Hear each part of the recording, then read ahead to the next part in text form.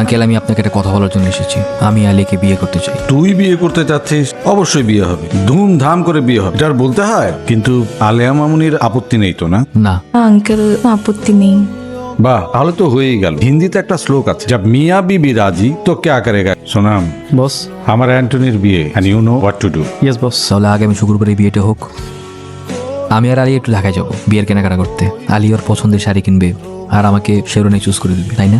আমি বলছিলাম, ও তো অন্ধ, মানে ও তো চোখে দেখতে পায় না, ওকে শুধু শুধু কেন টেনে ঢাকায় নিয়ে যাওয়া? ও বরং থাকো, তুই নিজে যে ওর পছন্দ তো তুই জানিস, এইভাবে পিং করে ফেললি। হ্যাঁ আঙ্কেল ঠিকই বলেছে, শুধু দেখতেই পাবো না, তার চেয়ে বরং তুমি যাও, তুমি গিয়ে সবকিছু কেনাকাটা করে নিয়ে আসো।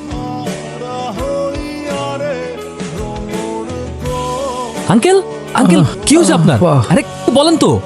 তুই বাইরে যাওয়ার পরে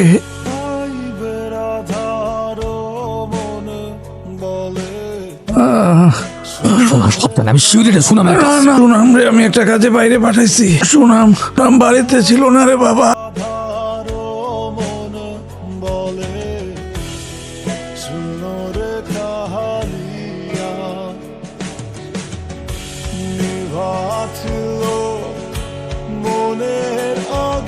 স্যার, বেকারের মাল চেক করো। এটা রাখেন, এরপর আসলে কাগজপত্র ঠিক মতো নিয়ে আসিস।